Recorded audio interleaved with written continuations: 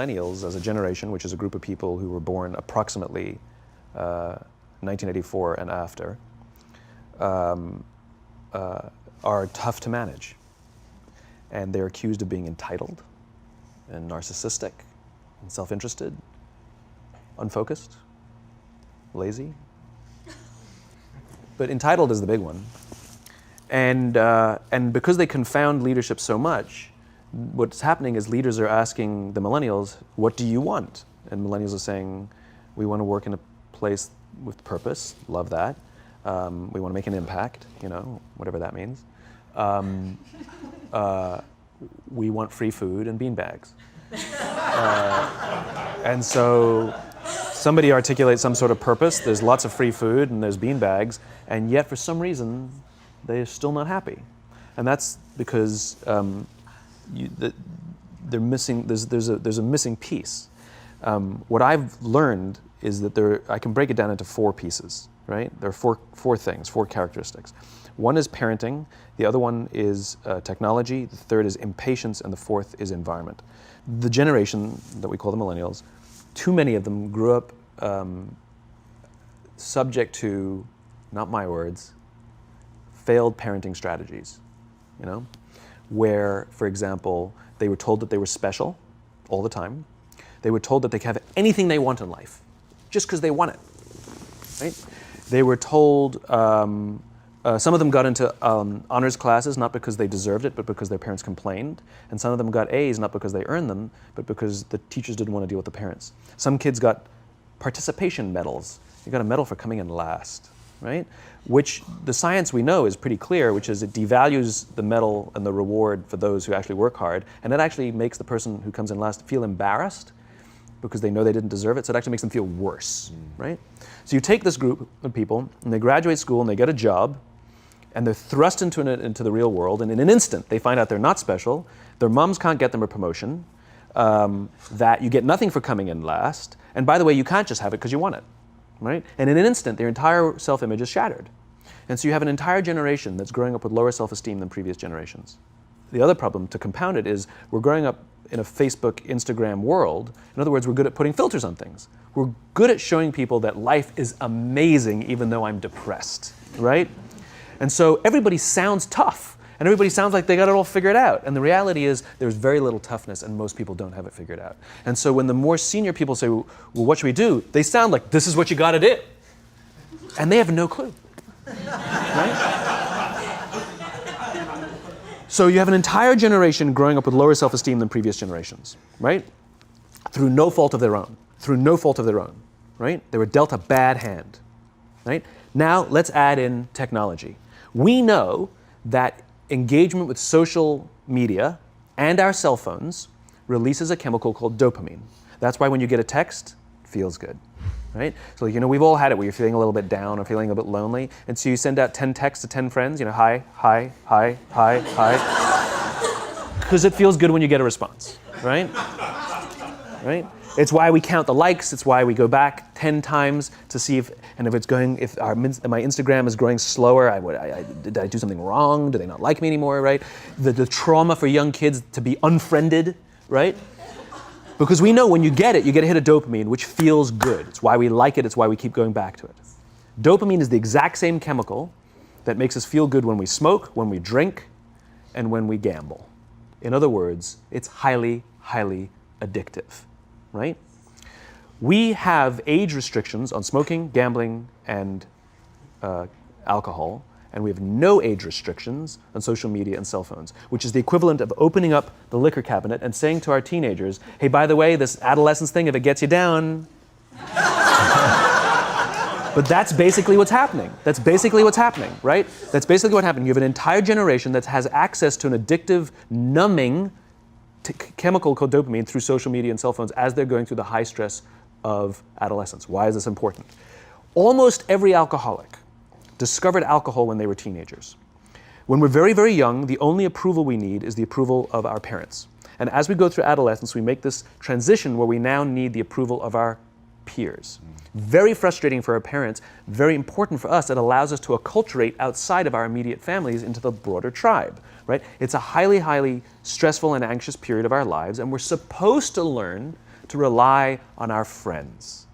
Some people, quite by accident, discover alcohol and numbing effects of dopamine to help them cope with the stresses and anxieties of adolescence. Unfortunately, that becomes hardwired in their brains, and for the rest of their lives, when they suffer significant stress, they will not turn to a person, they will turn to the bottle.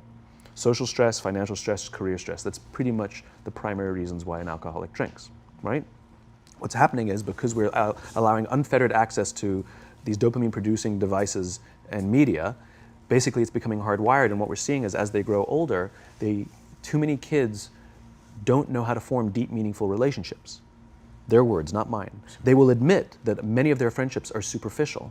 They will admit that their friends, that they don't count on their friends, they don't rely on their friends, they have fun with their friends, but they also know that their friends will cancel on them if something better comes along. Deep, meaningful relationships are not there because they never practice the skill set, and worse, they don't have the coping mechanisms to deal with stress. So when significant stress starts to show up in their lives, they're not turning to a person, they're turning to a device, they're turning to social media, they're turning to these things which offer temporary relief. We know, the science is clear, we know that people who spend more time on Facebook suffer higher rates of depression than people who spend less time on Facebook, right?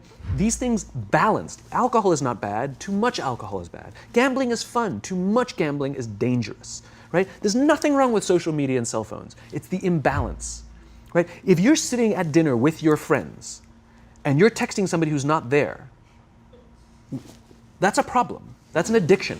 If you're sitting in a meeting with people you're supposed to be listening to and speaking, and you put your phone on the table, face up or face down, I don't care, that sends a subconscious message to the room that you're just not that important to me right now, right? That's what happens. And the fact that you cannot put it away is because you are addicted, right? If you wake up and you check your phone before you say good morning to your girlfriend, boyfriend, or spouse, you have an addiction. And like all addiction, in time, it'll destroy relationships, it'll cost time, and it'll cost money, and it'll make your life worse, right? So you have a generation growing up with lower self-esteem that doesn't have the coping mechanisms to deal with stress, right? Now you add in the sense of impatience, right? They've grown up in a world of instant gratification. You want to buy something, you go on Amazon, it arrives the next day. You want to watch a movie? Log on and watch a movie. You don't check movie times. You want to watch a TV show? Binge. You don't even have to wait week to week to week, right? I know people who skip seasons just so they can binge at the end of the season, right? Instant gratification. You want to go on a date? You don't even have to learn how to be like, hey. You don't even have to learn and practice that skill. You don't have to be the uncomfortable one who says yes when you mean no and says no when you mean no and yes when you... You don't have to swipe right. Bang, I'm a stud. Right? You don't have to learn the social coping mechanisms, right? Everything you want, you can have instantaneously. Everything you want, instant gratification. Except job satisfaction and strength of relationships, there ain't no app for that. They are slow, meandering, uncomfortable, messy processes. And so I keep meeting these wonderful, fantastic, idealistic, hardworking, smart kids. They've just graduated school. They're in their entry-level job. I sit down with them and I go, how's it going? They go, I think I'm going to quit. I'm like, why? They're like, I'm not making an impact. I'm like, you've been here 8 months. You know? It's as if they're standing at the foot of a mountain and they have this abstract concept called impact that they want to have in the world, which is the summit. What they don't see is the mountain. I don't care if you go up the mountain quickly or slowly, but there's still a mountain. And so what this young generation needs to learn is patience.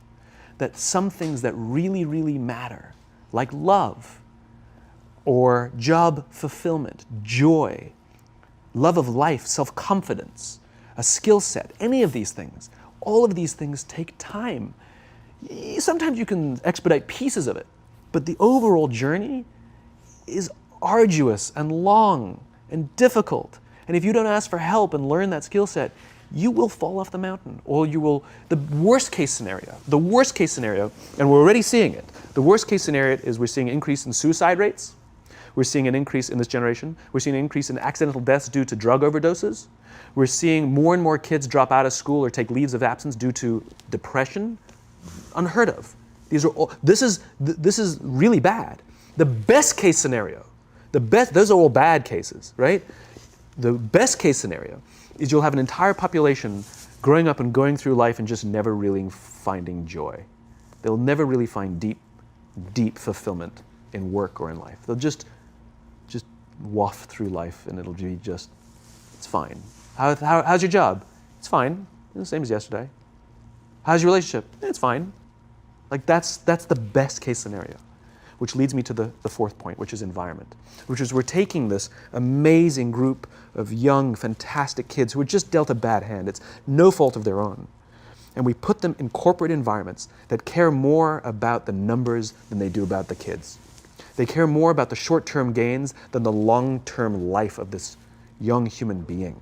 We care more about the year than the lifetime, right? And so we are putting them in corporate environments that aren't helping them build their confidence, that aren't helping them learn the skills of cooperation, that aren't helping them overcome the challenges of a digital world and finding more balance, that isn't helping them overcome the need to have instant gratification and teach them the joys and impact and the fulfillment you get from working hard on something for a long time that cannot be done in a month or even in a year. And so we're thrusting to them in corporate environments, and the worst part about it is they think it's them. They blame themselves. They think it's them who can't deal. And so it makes it all worse. It's not. I'm here to tell them it's not them. It's the corporations, it's the corporate environments, it's the total lack of good leadership in our world today that is making them feel the way they do. They were dealt a bad hand, and I hate to say it, but it's the company's responsibility. Sucks to be you, like we have no choice, right?